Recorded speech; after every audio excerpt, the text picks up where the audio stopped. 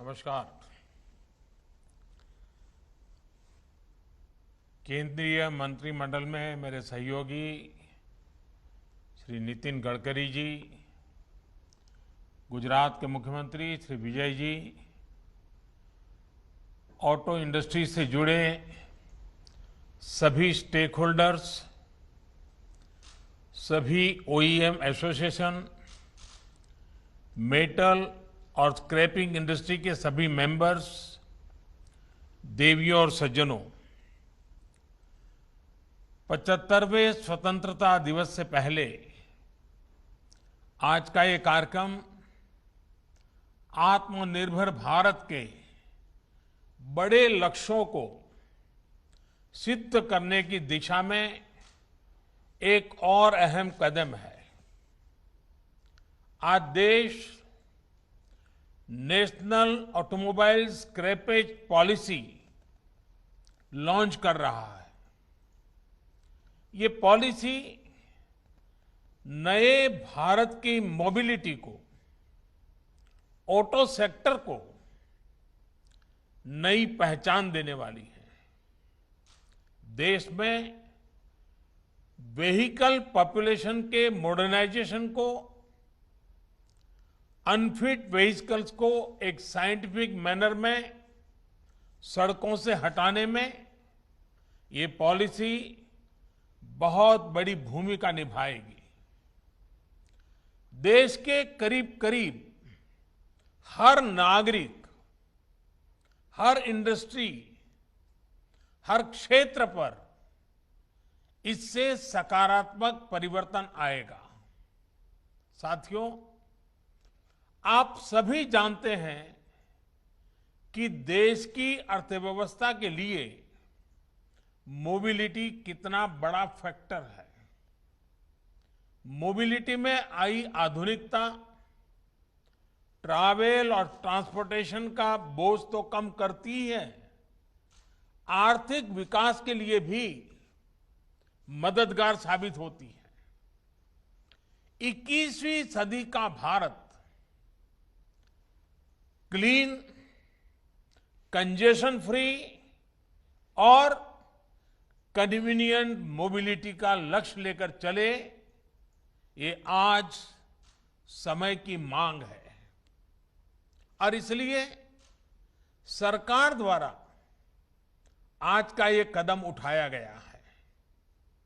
और इसमें इंडस्ट्री के आप सभी दिग्गजों की, आप सभी स्टेक होल्डर्स की बहुत बड़ी भूमिका है।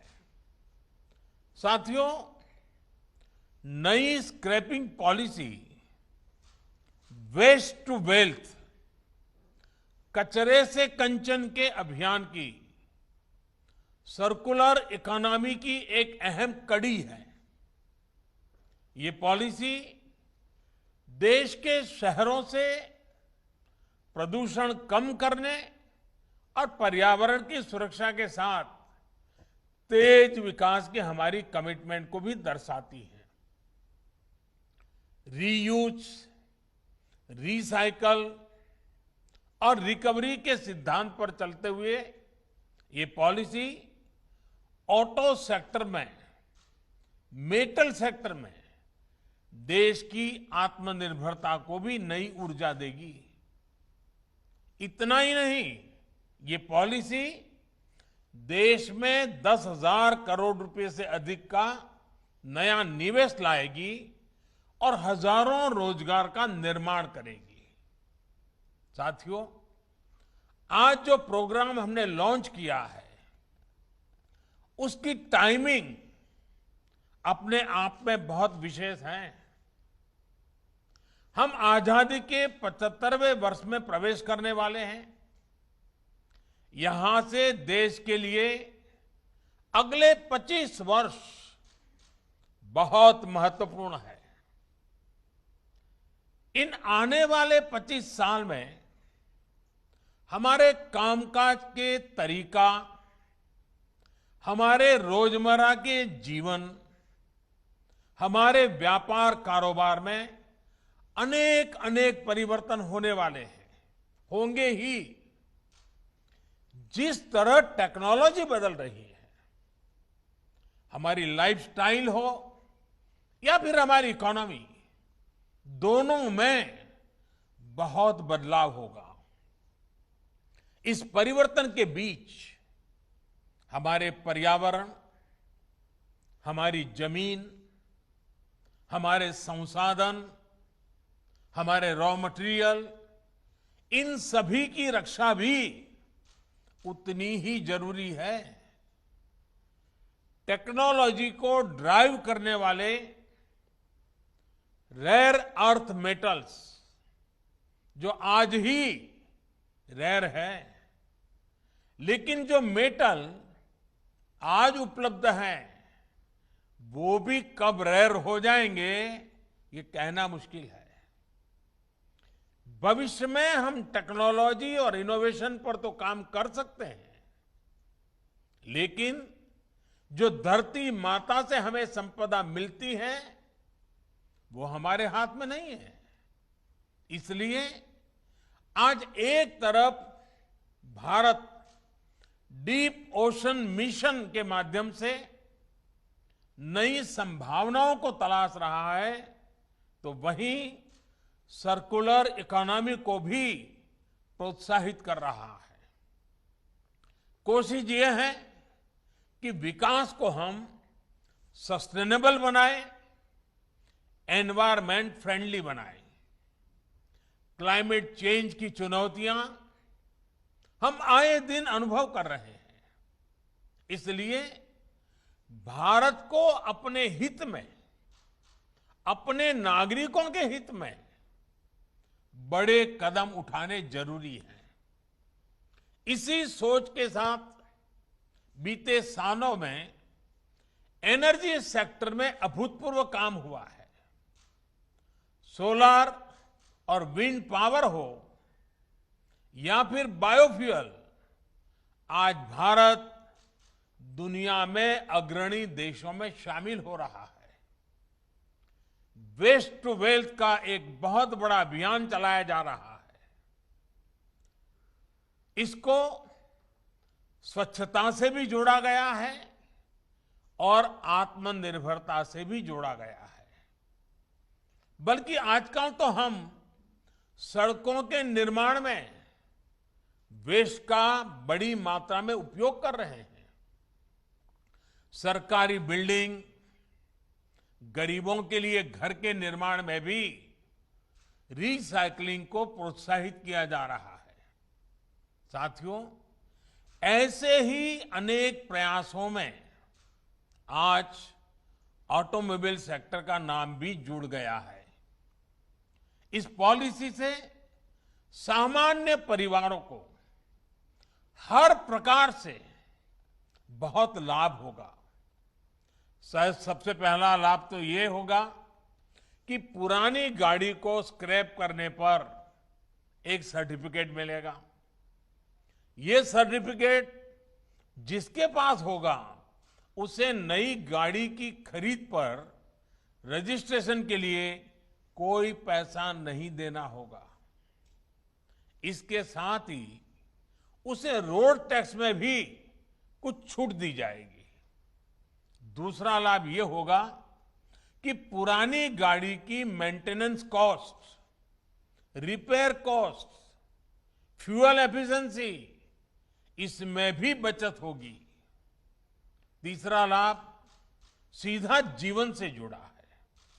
पुरानी गाड़ियां, पुरानी टेक्नोलॉजी के कारण रोड एक्सीडेंट का खतरा बहुत अधिक रहता है, उससे मुक्ति मिलेगी।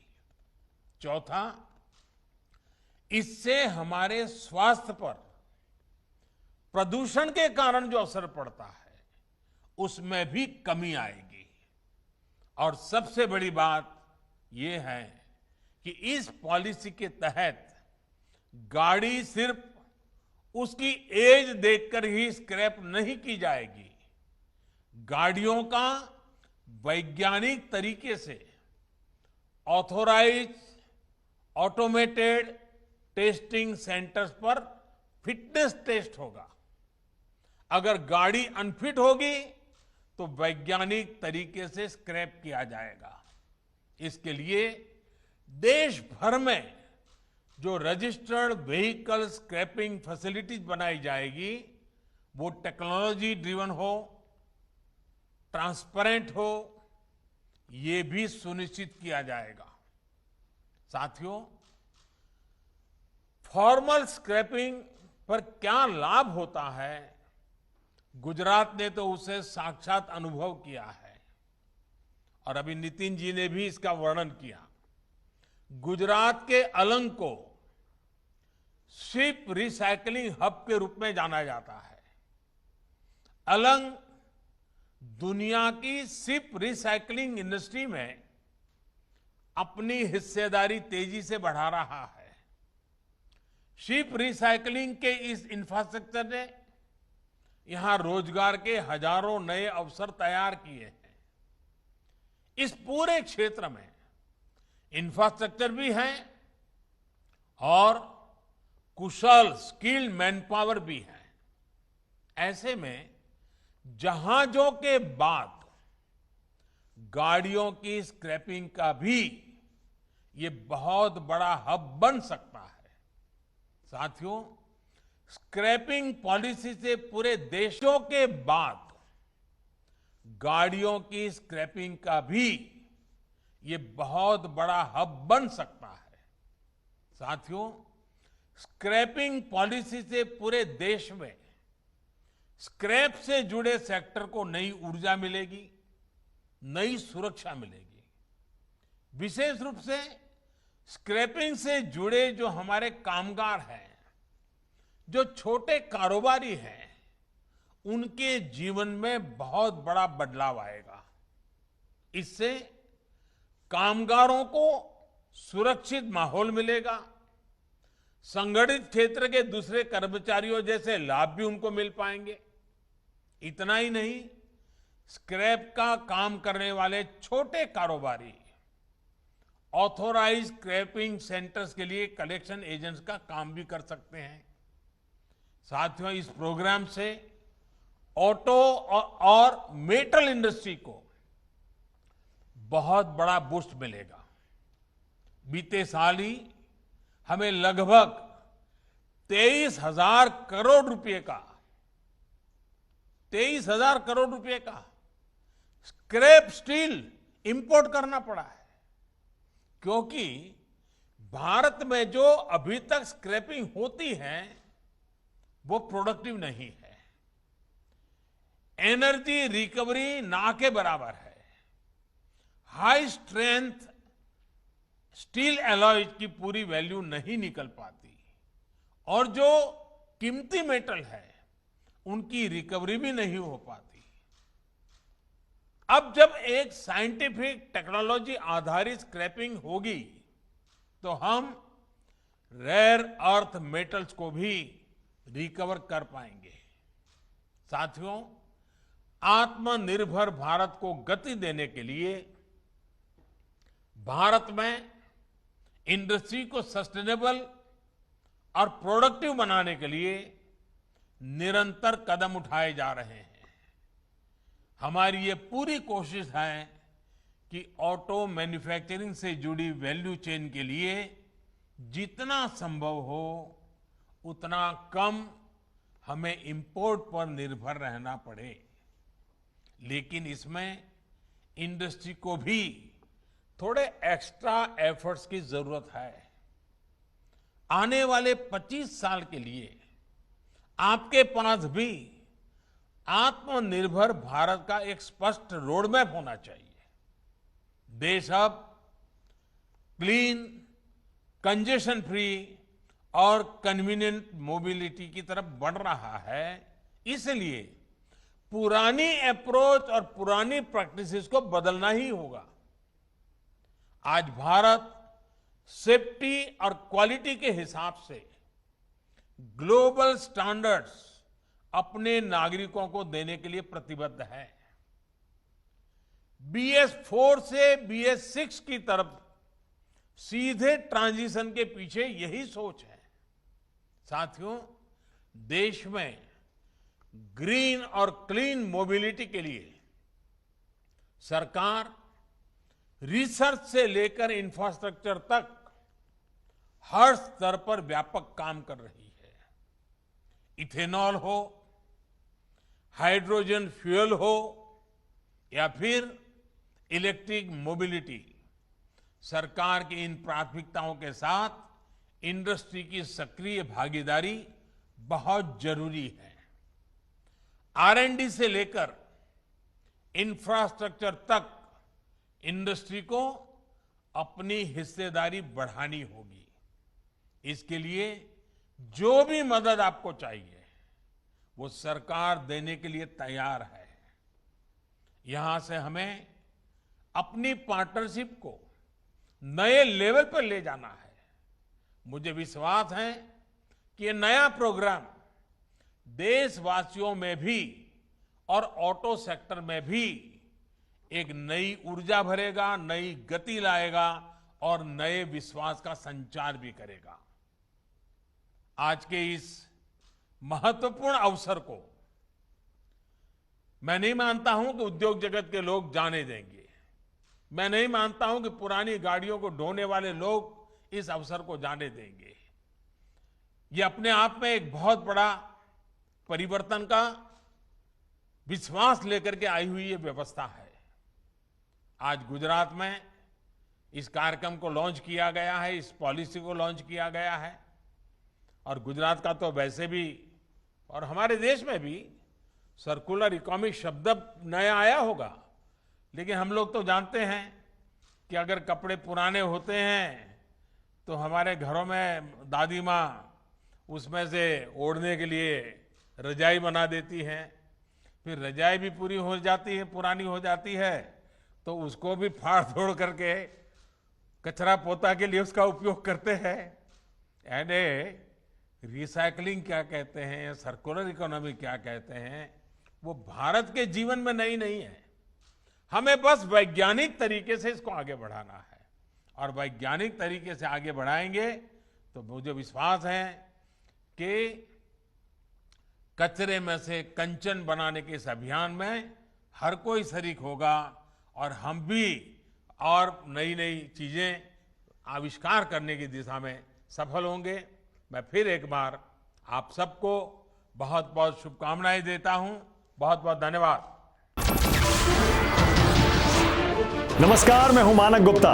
अगर आपको हमारा ये वीडियो पसंद आया हो तो इसे लाइक और शेयर जरूर करें और हां, हमें सब्सक्राइब और फॉलो करना ना भूलें ताकि आप देश और दुनिया की कोई खबर मिस ना करें। तो जुड़े रहिए हमारे साथ और देखते रहिए न्यूज़ 24।